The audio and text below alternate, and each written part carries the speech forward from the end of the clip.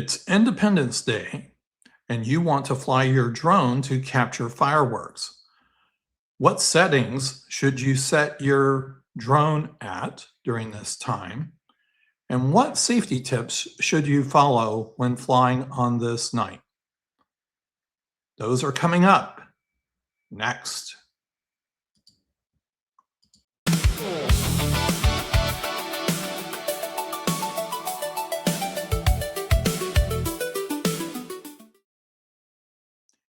Hey there, this is Mike with the Drone Passport channel. Thank you very much for joining me for this video presentation. As always, I appreciate you taking time to be able to join me. This upcoming Saturday is July the 4th. Here in the United States, it's one of our nation's most patriotic holidays. It is our Independence Day. It was on this day back in 1776 that our founding fathers, penned a letter that basically declared that we are going to be independent. And we basically told King George of England, yo, we're out, buddy. So that basically put a lot of things in motion. And eventually we became our own sovereign nation. And it is a holiday that we do celebrate quite liberally with fireworks. And this year is even more of a special occasion because it is the 250th anniversary of that event. And I don't know what areas have planned, but I'm going to make a guess and say that the fireworks displays that are going to be out there may be more spectacular than they have been in the past. And that's certainly something to keep in mind, because I'm going to offer some practical advice in terms of flying on the 4th of July and all of that. So I think it goes without saying that drone pilots do enjoy flying on the 4th of July. And, there's certainly some great imagery that we can capture. What I'm sharing with you now is some footage that I shot back in 2023 with the DJI Mini 3 Pro. What I want to do is offer some filming tips and also some practical tips in terms of safety. Now, these may be rudimentary items, but there are certainly things to keep in mind. So let's talk about drone setting tips. Tip number one is, if you're not that familiar with using manual settings, use your automatic settings, and you don't necessarily need a filter for this. Now, if you are a more experienced drone pilot, obviously using the manual functions that you've used in the past for fireworks display will probably work. And if you do use a filter, then perhaps that will as well. But for me, I'm going to fly my Air 3S, and I am likely going to not use any filters or and use the automatic settings.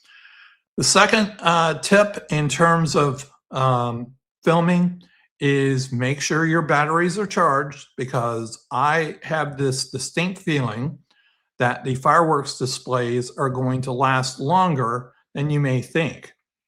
And because of that, you need to make sure you've got batteries ready to change on the fly so that you can swap things out and not miss too much coverage of the fireworks. Now, let's talk about some safety rules and some safety items to keep in mind. Always the number one thing you do, regardless if it's Independence Day or if it's just a regular Tuesday, you need to make sure that you check the area to determine if it is a no-fly area. There are a lot of areas during the 4th of July that will pop up as no-fly areas. In my area, over the past few years, it has always been green and free to go. But if it is a no-fly area, you may have to apply for status, the length, I think it's pronounced the length status, to be able to get access to the skies. And also you have to state why you are flying. So always make sure you do that. But let's feed that over into situational awareness.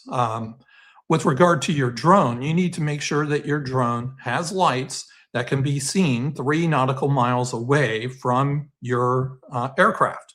So make sure you've got lights and everybody can see you. The next thing to keep in mind is not only do you need to look at Aloft and see if you're in a no-fly zone, but this is a prime opportunity for drone pilots, those who are certified and non-certified, and those who have never registered a drone. There may be people out there flying and they've never flown a drone before.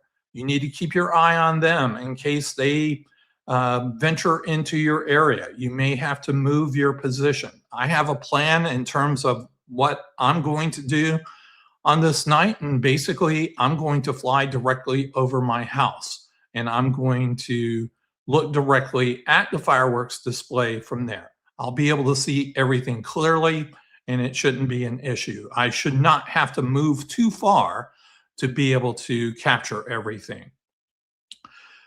But you have to, certainly do what you need to do. But here's another thing. Don't fly into the fireworks. I know there are people who love to do those kind of shots. Unless you've got a disposable drone that you're willing to part with, you can do what you want. But I certainly don't recommend doing anything of that nature. The other part of situational awareness that you have to keep in mind is there are going to be fireworks being shot from neighborhood homes in addition to what you see here. You need to keep your eye out for those because one may accidentally head towards your drone, and you need to be prepared to perform evasive actions in case there is something that happens. So always keep that in mind. And finally, this goes without saying, no matter what day it is, but if you're flying a drone, don't drink.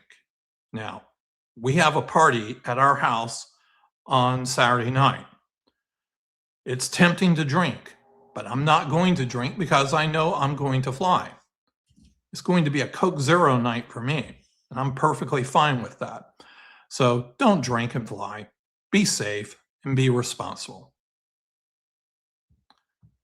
All right. So those are just a few tips. The other item I wanted to mention is just, again, reinforce.